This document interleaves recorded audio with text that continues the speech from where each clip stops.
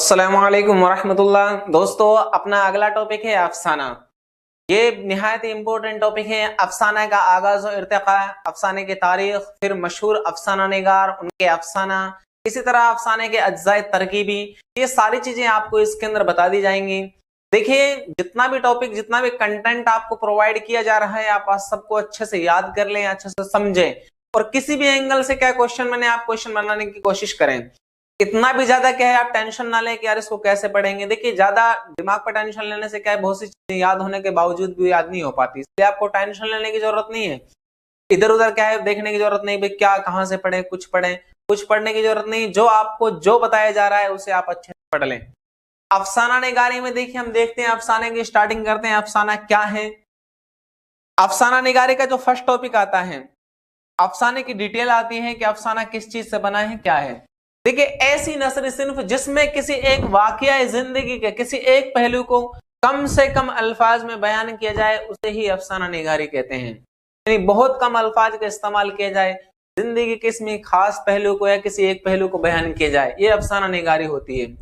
उर्दू में अफसाना को मुख्तसर अफसाना या कहानी भी कहा जाता है।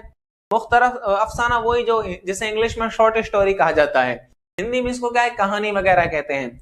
अब जब मुख्तसर नाम है तो बात यह है कि अल्फाज भी क्या है, कम ही हो इसके अंदर। मुख्तसर अफसाने को अंग्रेजी में क्या कहते हैं, शॉर्ट स्टोरी कहा जाता है। अब अफसाने की जो स्टार्टिंग हुई है, तो अफसाने की स्टार्टिंग हुई है मगरिब से। कहां से हुई है? मगरिब से, मगरिबी दुनिया से। 19वीं सदी के अवाइल में, यानी 19वीं सदी की शुरुआत में, अमेरिका के मुसन्निफ वॉशिंगटन इरविन ने स्केच बुक लिखकर इस सिन्फ की बुनियाद डाली थी। सबसे पहले जो कि लिखा था, वॉशिंगटन इरविन ने एक किताब लिखी थी, स्केच बुक। तो ये अफसाने की शुरुआत मानी जाती है, ठीक है, चूंकि मगरिबी दुनिया से इसकी स्टार्टिंग हुई है। उर्दू में जो अफसाना निगारी की स्टार्टिंग हुई है, तो जिस तरह बहुत सारी असनाफ है उर्दू के अंदर, असनाफ सुखन है, जिस तरह है कसीदा है, मरसिया है, नज्म है, गजल है, वो हम कहते हैं भाई अरबी से फारसी, फारसी से उर्दू। लेकिन जो अफसाना निगारी है, अफसाना निगारी उर्दू जबान के अंदर अंग्रेजी जबान से आई है। उर्दू में अफसाना निगारी का आगाज अंग्रेजी अदब की वजह से हुआ है। किस अदब से? अंग्रेजी अदब के जेर तसल्लुत हुआ है।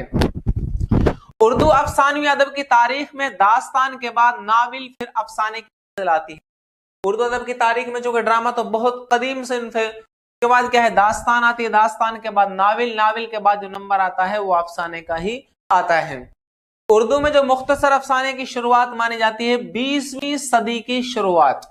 20वीं सदी की शुरुआत उर्दू अफसाना निगारी का एक सुनहरी दौर कहा जाता है, क्योंकि उस टाइम मुंशी प्रेमचंद, जिन्हें अफसाना निगारी का मुजिद कहा जाता है, और उन्होंने लिखने की स्टार्टिंग ही क्या है 1901 के समथिंग की थी। उसके बाद क्या है, एकदम अरूज का जमाना आ गया था मुंशी प्रेमचंद का, और अफसाना निगारी बहुत जबरदस्त की थी उन्होंने। इसी तरह कृष्णचंद्र वगैरह हुए हैं, फरतुल्लाह हैदर वगैरह हुए, उन्होंने भी क्या अफसाना निगारी मशहूर मारूफ है अफसाना निगारी में वो, ठीक है। मुंशी प्रेमचंद का पता ही आप, अफसाना निगारी का क्या कहा जाता है, इन्हें मुजिद कहा जाता है। मुंशी प्रेमचंद का पहला अफसानी मजमुआ है सोज़े वतन, और अफसानी मजमुआ अंगारे, जो 1936 में शाया हुआ था। एक बागियाना कहानियों का मजमुआ था, जिसने अफसानी अदब में इनकलाब पैदा किया। अब क्वेश्चन ये आए कि अफसानी अदब में इनकलाब किस अफसानी मजमुए से हुआ? तो इनकलाब पैदा हुआ था अंगारे की वजह से, ठीक है। किसकी वजह से हुआ था? अंगारे की वजह से, ओके। इसी तरह देखिए, दास्तान है, नाविल है, अफसाना, और ये तीनों क्या है, दरअसल एक नसरी सिन्फ की मुख्तलिफ रूप है। इन तीनों को मिलाकर अफसानी अदब या फिक्शन का नाम दिया जाता है। कई बार आपने पढ़ा होगा, कई राइटरों के आगे आया हुआ कि ये फिक्शन भी लिखने में माहिर थे, तो फिक्शन इस चीज का नाम है। दास्तान, नाविल, अफसाना, इन तीनों का एक मजमूई रूप फिक्शन कहलाता है। क्या कहलाता है? फिक्शन, या इसको अफसानवी अदब के नाम से भी जाना जाता है। किस नाम से? अफसानवी अदब के नाम से। उर्दू में जो अलामती अफसाने का आगाज हुआ है वो 1960 के लगभग माना जाता है। आपको पता है 1960 के बाद के जितने भी अफसाना निगार हुए हैं वो जदीदियत का दौर माना जाता है। 1960 का दौर कौन सा है? जदीदियत का। 60 के बाद का जो दौर है, 60 है, 65, 70, 80, वर्तमान तक जो दौर है जदीदियत का दौर माना जाता है। उर्दू में सबसे पहले मुंशी प्रेमचंद और सज्जाद हैदर यल्दरम ने अफसाने लिखे। किसने लिखे? मुंशी प्रेमचंद ने और सज्जाद हैदर यल्दरम। इसी तरह देखिए, इंतजार हुसैन साहब, सुरेंद्र प्रकाश, अनवर सज्जाद, बलराज मनरा, और खालिद हुसैन, ये अलामती अफसाना निगार हैं। ठीक है, जितने भी ये नाम है कौन कौन है, अलामती अफसाना निगार हैं। इसी तरह जो दूसरे अफसाना निगारों में शामिल हैं, इनमें देखिए हयातुल्लाह अंसारी, ख्वाजा अहमद अब्बास, अहमद नदीम कासमी, शौकत सिद्दीकी, अशफाक अहमद, रामलाल और जोगेंद्र पाल। कौन है, और जोगेंद्र पाल अफसाने में हकीकत निगारी की रिवायत को इन्होंने आगे बढ़ाया। यानी अफसाने में क्या है, पहले सिर्फ एक लतीफे कहानियां भी ज्यादा होती थी, लेकिन ये जो राइटर हुए इन्होंने अफसाने में क्या है, हकीकत निगारी को आगे बढ़ाया है। इसी तरह देखिए अफसाना एक मकबूल तरीब सिन्फ है जिसे एक नशिस्त में पढ़ा जा सकता है। अच्छा, क्वेश्चन ये भी आ सकता है कि मंदर दज़ेल में कौन सी सिन्फ सुखन को सिर्फ एक नशिस्त में ही पढ़ा जा सकता है, उसमें ड्रामा भी आए, मसन भी आए तो उनको नहीं पढ़ा जा सकता, बल्कि अफसाने के बारे में ही कहा जाता है कि जिसे एक ही नशिस्त, नशिस्त का मतलब होता है एक बार बैठने फिर पढ़ लें उसको। ठीक है, यानी उसको बार बार उसके लिए टाइम नहीं लगाया जाएगा, भाई दो आग 1 घंटा पढ़ लिया उसके बाद कल पढ़े परसों पढ़े, इसको एक बार में क्या मुकम्मल पढ़ा जा सकता है। बयान का ऐसा उसलूब इख्तियार किया जाता है अफसाने के अंदर कि दिलचस्पी कायम रहती है और अफसाने का मकसद भी वाज़ेह हो जाए। यानी अफसाना इस अंदाज से लिखा जाए कि उसके अंदर क्या दिलचस्पी भी पैदा हो और आगे क्या आ रहा है भी क्या है जिज्ञासा दिल के अंदर हो, एक दिल के अंदर क्या नई नई चीज की चाहत हो, नई नई चीज प्राप्त करने की, हासिल करने की। अफसाने के लिए जरूरी है कि तासुर की वहदत हर हाल में बरकरार रहे। तासुर की वहदत सिर्फ अफसाने के अंदर ही पाई जाती है। ये इसके लिए क्या जरूरी है, क्या उससे क्या असर पड़ रहा है, क्या चीज है। जैसे देखिए नाविल निगारी अगर जिंदगी के एक दौर का इहाता करता है, नाविल जो होता है, नाविल अगर जिंदगी के एक दौर का इहाता करता है तो अफसाना जिंदगी के किसी एक पहलू या एक इंसानी तजर्बे पर मबनी हो सकता है। मबनी का मतलब आधारित। ठीक है, अफसाने में इख्तिसार की खास अहमियत है। इख्तिसार का मतलब होता है छोटा करना, जितना ज्यादा छोटा किया जाए, ये अफसाने की क्या खास अहमियत है। इसलिए अक्सर अफसाने किसी एक किरदार पर मरकूज होते हैं। अफसाने में बहुत सारे किरदार नहीं दिए जाते, बल्कि क्या 1-2 किरदार ही अफसाने के अंदर होते हैं और अफसाने को मुकम्मल कर दिया जाता है। ये अफसाने की खासियत होती है। इसी तरह देखिए अफसाना एक ऐसी नसरी तख्लीक है जिसमें इख्तिसार के साथ साथ जामियत भी हो। ठीक है, जामियत मानवियत भी हो, उसका कोई ना कोई मतलब भी हो। ठीक है, यानी कुछ ना कुछ उसे हमें एक विशेष कहानी भी मिल रही हो, उसको पढ़ने से एक नई सीख भी हासिल हो रही हो, ये मतलब होता है इनका। अफसाने की जबान पुरकशिश और अंदाजे तहरीर इंतशार से पाक होना चाहिए। इंतशार का मतलब होता है फैलाव। ऐसा नहीं कि भाई कोई चीज समझ में नहीं आ रही हो कि इसको कहां से पढ़े, कौन सी चीज कहां जाके मिल रही है, ऐसा नहीं होना चाहिए, बल्कि जबान पुरकशिश होनी चाहिए। अल्फाज का इस्तेमाल इस अंदाज से किया जाए कि पढ़ने वाला उसे आराम से पढ़ सके और उसका दिल क्या है उसकी तरफ पढ़ने की तरफ माइल हो जाए। एक कामयाब अफसाने के लिए लाजमी है कि उसका माहौल क्या है, उसका माहौल और किरदार प्लाट से हम आहंग हो। माहौल और जो किरदार है वो प्लाट जो अफसाने का उससे मिले जुले हों। हम आहंग का मतलब मिले जुले हों। जबान आम फहम और अल्फाज माना खेज हो। जो भी अल्फाज इस्तेमाल किए गए हों वहां पर फसाहत और बलागत में जिस तरह अल्फाज का इंतखाब किया जाता है तो अल्फाज आसान हो, आम फहम हो। ठीक है, यानी हर आदमी उसका माना समझ सके। अफसाने में वहदत तासुर कायम रखने के लिए तकरार ख्यालात से गुरेज करना चाहिए, यानी बार बार इसी चीज को बयान करना, इससे बचना चाहिए। वहदत तासुर किसका अज्जाए तरकीबी है, अफसाने का ही होता है। ठीक है, ये बहुत इंपॉर्टेंट चीज है इसमें, और ये पूछ लिया जाता है चूंकि और में नहीं पाया जाता है, इसके अंदर ही पाया जाता है अफसाने के अंदर। देखिए दास्तान, नाविल और अफसाना, इन तीनों की बुनियादी खुसूसियत ये है कि एक है वो क्या है, किस्सापन है। जिस तरह दास्तान के लिए किस्सा का होना जरूरी है, नाविल के लिए किस्सा का होना जरूरी है, इसी तरह अफसाने के लिए भी किस्सा का होना जरूरी है। किस्सापन यानी कहानीपन या किस्सापन ही फिक्शन की जान होती है, और फिक्शन इन तीनों को कहा जाता है।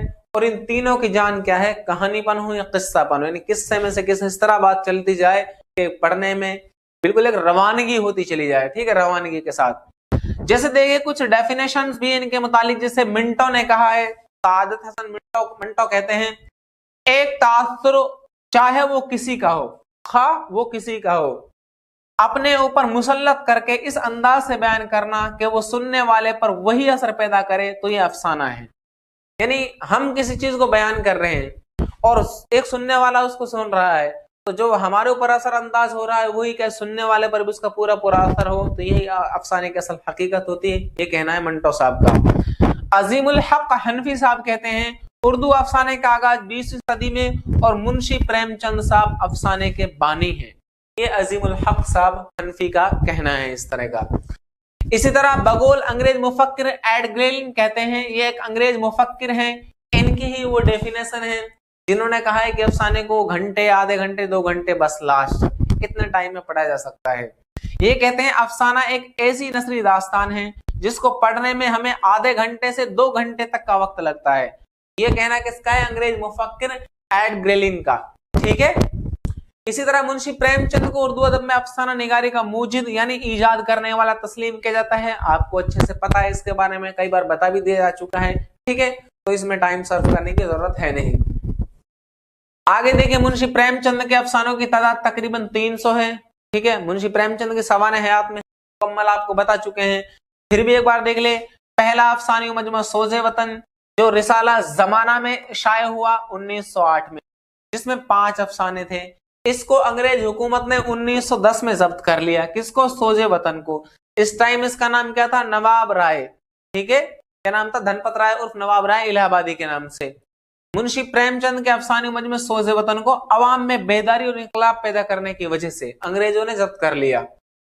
इनके जो दूसरी अफसानी मजमू है मुंशी प्रेमचंद साहब के, उनमें देखिए प्रेम 25, प्रेम 32, प्रेम 40, ख्वाबो ख्याल, आखिरी तोहफा, जादेरा, दूध की कीमत, वारदात, नमक का दारोगा, बड़े घर की बेटी, गिल्ली डंडा, कोल का पास वगैरह अहम अफसानी मजमुए हैं। इसी तरह इनके अफसानी मजमुओं की तादाद तकरीबन 14 है। कितनी है? तकरीबन 14। ये मुंशी प्रेमचंद के अफसानी मजमू हैं। इसी तरह देखिए कृष्ण चंद्र साहब मुंशी प्रेमचंद के बाद हुए, लेकिन पहले देखिए दुनिया का सबसे अनमोल रतन, ये इनका पहला अफसाना है। अफसाने मजमुआ सोज़े वतन है। पहला अफसाना दुनिया का सबसे अनमोल रतन 1907 में शाये हुआ। मुंशी प्रेमचंद का आखिरी अफसाना अगर पूछा जाए तो कफन है। कौन सा है? कफन।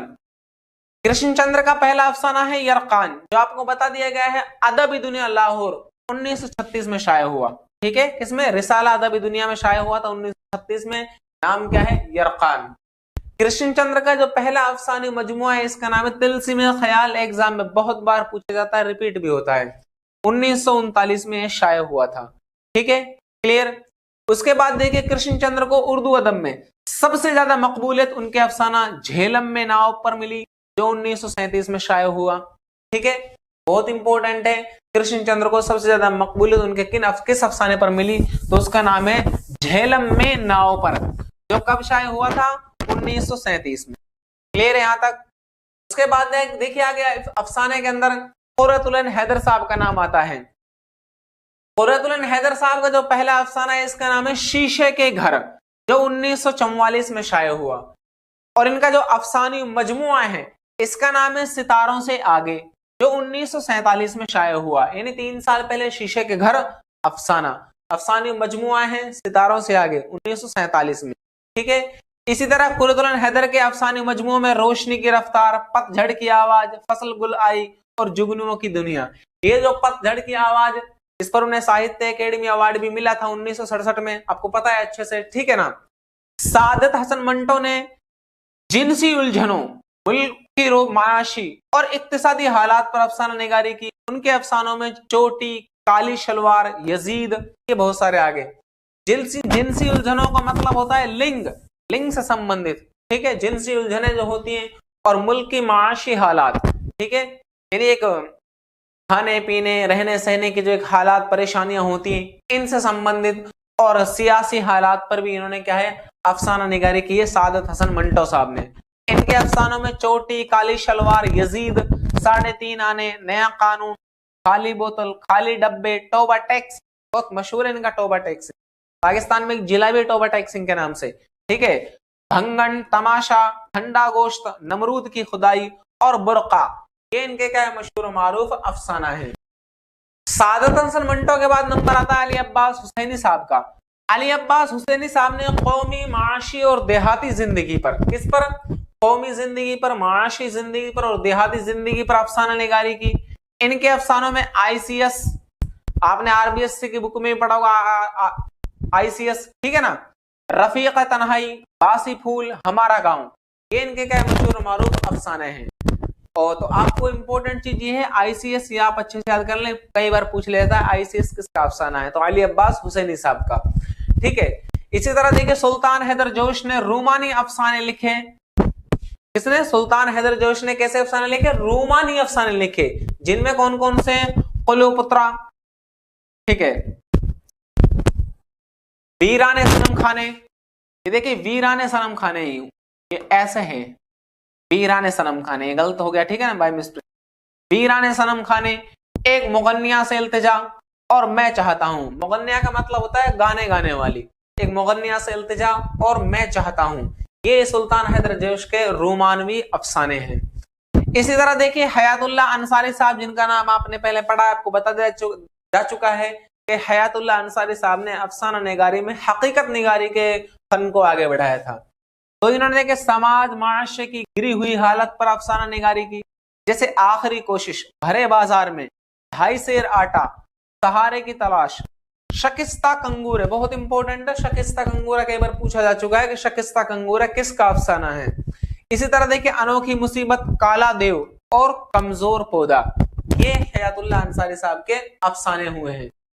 उसके बाद देखिए जो अफसाना निगारी है, अफसाना निगारी का अज्जाए तरकीबी का नंबर आता है। जिस तरह और भी बहुत सारे असनाफ सुखन होती हैं जिसके अज्जाए तरकीबी याद करने जरूरी होते हैं, तो इसमें इंपॉर्टेंट चीज क्या है? प्लॉट क्या है, किरदार क्या है, नुक्ता नजर क्या है, वहदत तासुर वगैरह, इन सब के बारे में आपको बताया जाएगा। देखिए इनका पहला टॉपिक होता है अफसाने का प्लॉट। प्लॉट जो होता है अफसाने का बुनियादी उन्सुर होता है। कैसा होता है? बुनियादी उन्सुर होता है, जिसमें प्लॉट के अंदर कैसे कैसी चीजें बयान की जाती हैं। स्टार्टिंग में इसमें देखिए मरकजी ख्याल को पेश नजर रखकर वाकयात को तरतीब दी जाती है, किस वाकया को किसके बाद बयान करना है, जिससे क्या है लोगों के अंदर दिलचस्पी बनी रहे। तो वाकयात को तरतीब दी जाती है किसमें? प्लॉट के अंदर। उसके बाद देखिए किरदार, अब चूंकि आपको पता है अफसाना मुख्तसर होता है तो किरदार भी इसमें कमी होते हैं, अक्सर क्या 1-2 किरदार पर ही अफसाना मरकूज होता है, यानी मबनी होता है। देखिए किस्सा को आगे बढ़ाने के लिए किरदारों का सहारा लिया जाता है, किरदार भी इसकी क्या है? अज्जा तरकीबी में से है। तीसरा है नुक्ता नजर। नुक्ता नजर क्या चीज होती है? देखिए हर अफसाना निगार जिंदगी के मुतालिक अपना एक अलग नजरिया और नुक्ता नजर रखता है। एक मतलब है नजरिया और नुक्ता नजर का, ठीक है। अपना एक हर आदमी का अलग नजरिया होता है, मेरी व्यू ऑफ थिंकिंग अलग है, आपकी व्यू ऑफ थिंकिंग अलग है, जो उसके अफसानों पर साफ नजर आता है। जैसे मिसाल के तौर पे देखिए राशिदुल खैरी के जो एक व्यू ऑफ थिंकिंग है, राशिदुल खैरी की जो अफसाना निगारी है उसका नुक्ता नजर क्या है। देखिए राशिदुल खैरी के यहाँ समाजी इस्लाह, सज्जाद हैदर यल्दरम के अफसानों में रूमानियत, मुंशी प्रेमचंद के अफसानों में हकीकत निगारी पर जोर दिया गया है। क्योंकि राशिद खैरी ने समाज की इस्लाह की है, आपको पता है इन्होंने औरतों के मुतालिक बहुत लिखा है, ठीक है। इसी तरह सज्जाद हैदर यल्दरम, इन्होंने क्या है रूमानियत के बारे में बहुत लिखा है। मुंशी प्रेमचंद साहब ने हकीकत निगारी पर जोर दिया है। मुंशी प्रेमचंद ने क्या देही जिंदगी पर, आम इंसान की जिंदगी को क्या अफसानों के जरिए लोगों के सामने पेश किया है कि इस तरह के क्या लोगों पर हालात और परेशानियां आती हैं, ठीक है। एक होता है क्या माहौल और फिजा, जो होता है क्या है माहौल और फिजा। दरअसल कहानी में माहौल की तस्वीर इस तरह खींची जाती है कि उससे वो फिजा उभर आए जो फनकार पेश करना चाहता है, यानी जो अफसाना निगार लोगों को बताना चाहता है, इस अंदाज से क्या माहौल बनाया जाता है। जरूरत के मुताबिक वो गम, खुशी, खौफ, हैरत, उदासी का माहौल पैदा करता है। इस अंदाज से क्या कहीं वहां पर गमी पैदा हो, कहीं पर खुशी का इजहार हो, कहीं लोगों में क्या हैरत, ताज्जुब, इजाब का जज्बा उभरे, ठीक है। इसी तरह पहले सन्नाटा, तेज रात की तारीकी से खौफ की फिजा पैदा होती है। कहानी की तामीर में फिजा आफरीनी का बड़ा हाथ होता है। फिजा आफरीनी का मतलब फिजा पैदा करना, ठीक है। अगला है 5वां उस्लूब। उस्लूब इसकी जमा आती है असालीब, मतलब तरीका ही होता है, ठीक है। नंबर 5 पर कहानी का उस्लूब या तर्ज निगारश, यानी लिखने का अंदाज। तर्ज निगारश लिखने का अंदाज कहानी की मकबूलियत या अदम मकबूलियत का बड़ी हद तक जिम्मेदार होता है।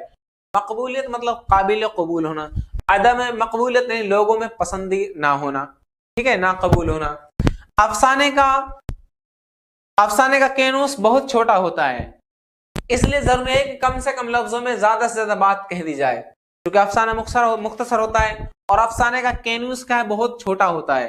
जो उसलूब के अंदर जो बातें बयान की जाती है बहुत छोटा मुख्तसर होता है, इसलिए यही बेस्ट है कि अल्फाज बहुत कम हो और क्या है बात बहुत बड़ी बड़ी बयान की जाए। यानी वही बात होगी खैरुल कलाम मा क़ल्ल व दल्ला, अल्फाज कम लेकिन बात फैक्चुअल। छठा है आगाज और इख्तिताम। छठा इसका अज्जा तरकीब। देखिए इसके अंदर 7 अज्जा तरकीबी होते हैं। छठा कौन सा है? आगाज और इख्तिताम। कहानी का आगाज ऐसा होना चाहिए कि कारी फौरन मुतवज्जा हो जाए। ऐसा नहीं कि पहले हम यूं ही बस इधर उधर की उड़ान तुरान की बातें चल रही है, बाद में कहानी शुरुआत कर रहे हैं। कहानी की शुरुआत ही इस अंदाज से हो कि लोग आपकी तरफ क्या खींचे चले आए। तो ये अफसाने की क्या खासियत है? उसके दिल में यह ख्वाहिश पैदा हो जाए कि आगे क्या होने वाला है और ये ख्वाहिश क्या आखिर तक क्या है बाकी रहे। दिल में उमंग जब तक अफसाना खत्म ना हो जाए बस पढ़ता जाए भाई आगे क्या होगा आगे क्या होगा। और क्या है ये तब होता है जब उसके अंदर दिलचस्पी पैदा की जाए। ठीक है, जब अफसाना खत्म हो तो पढ़ने वाले का दिल एक गहरा नक्श छोड़ जाए, यही फन का कमाल होता है। ठीक है, यानी पढ़ने वाले पर उसका एक खास असर पड़े। तासुर पीछे पढ़ा बताया भी है कि पढ़ने वाले पर एक खास असर डाल दे, यही अफसाना होता है।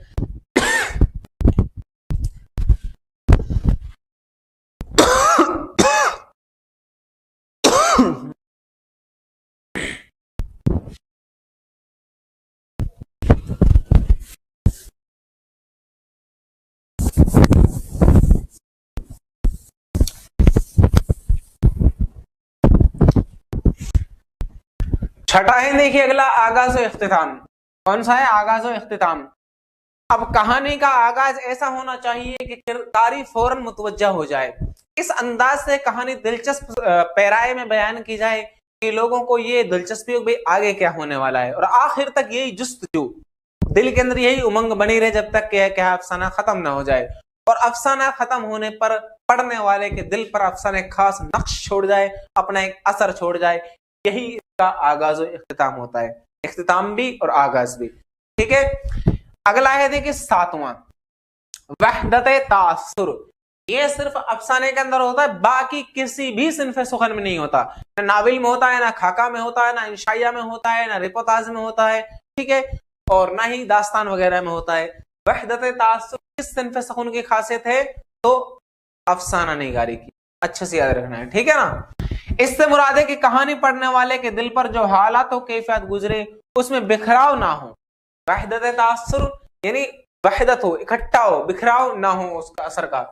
मसलन ऐसा ना हो कि कहानी के एक हिस्सा से दिल में हैरत की कैफियत गुजरे, दूसरे से खौफ डर लगे, तीसरे हिस्से में खुशी, बल्कि पूरी कहानी से दिल पर कोई एक कैफियत तारी हो, कोई एक असर तारी हो। इसका मतलब होता है वहदत तासुर। ठीक है, ऐसा नहीं कभी खुशी हो रही कभी गमी हो रही है मैंने पूरी कहानी है, मेरे किस लास्ट में कि सिर्फ एक की तरफ बात चल रही हो। लास्ट में क्या है एक ही उसका एक टॉपिक एक मजमून निकले, इसका नाम होता है वहदत तासुर। ये खुशी गमी ये बयान करने का अंदाज होता है लेकिन वजह बात एक ही। तो ये आपके अफसाना निगारी है, आपको मशहूर अफसाना निगारी बता दिए गए। अफसाने की इब्तिदा कहाँ से हुई? मगरबी दुनिया से हुई। ठीक है, वाशिंगटन इरविन ने पहली किताब लिखी स्केच बुक। ठीक है, 19वीं सदी में। उर्दू अदब में जो अफसाना निगारी की इजाद हुई है इस तरह पूछा जाता है किस सदी में है? तो 20वीं सदी के अवाइल में। ठीक है, कब? 20वीं सदी के अवाइल में। तो यही अफसाना निगारी थी। अज्जा तरकीब आपको बता दी है। अस्सलामु अलैकुम व रहमतुल्लाह।